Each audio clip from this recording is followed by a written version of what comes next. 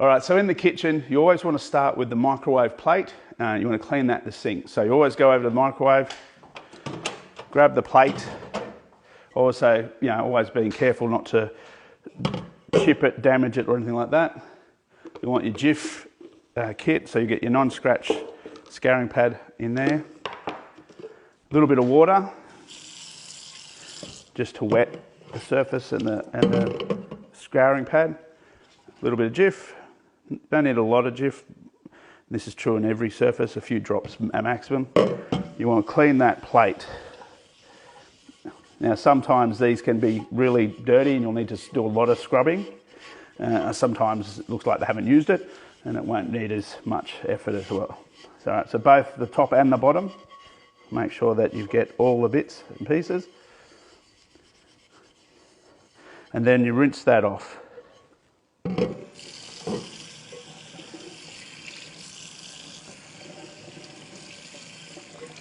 All right, once you've done that, you just let that drain. So ordinarily we would have a sink that's got a splashboard behind it and you would just leave it like that to drain, but in this case we don't, so we'll just leave it there flat on the surface.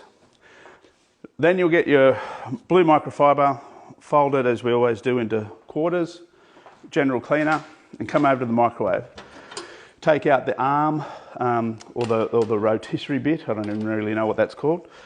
Couple of sprays inside, and you clean the inside of the door, being careful around the prongs not to damage or break those. And then the inside of the microwave, you want to do the top. This one's just moving around a bit. Sides, the back wall.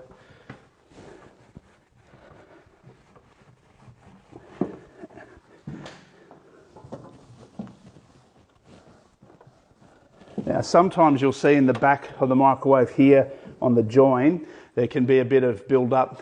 You may need to sort of get an edge of your microfiber like this and try and get it along the side of it. And if that doesn't work, you can actually get the brush from your Jif kit and you can just try and get into the back of it like that. And you won't need to do a lot of force with that. It's just getting the bristles in there. Usually just dislodge whatever's in there. And then you can get your microfiber and usually then just wipe it off. It should be fine. All right. Okay. So the top, again, you might need to use the Jif, the scouring pad I should say. You won't need Jif for that necessarily. You just drain it out, get in there.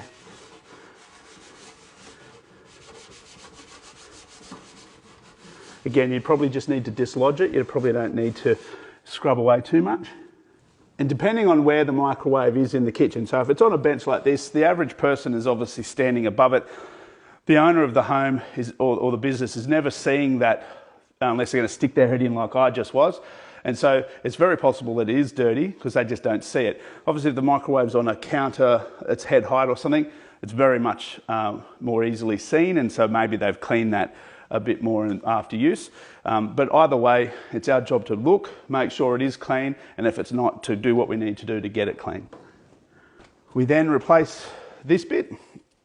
By now, the plate should have drained off quite substantially. We'll just give that a bit of a shake. You put that back in. Doesn't really matter if it's not dry.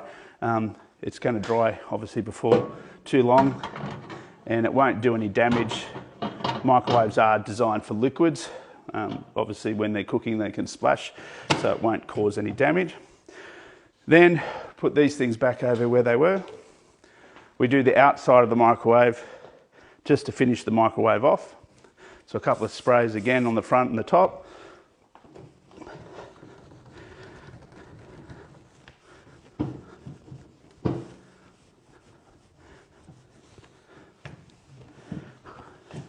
Down the sides,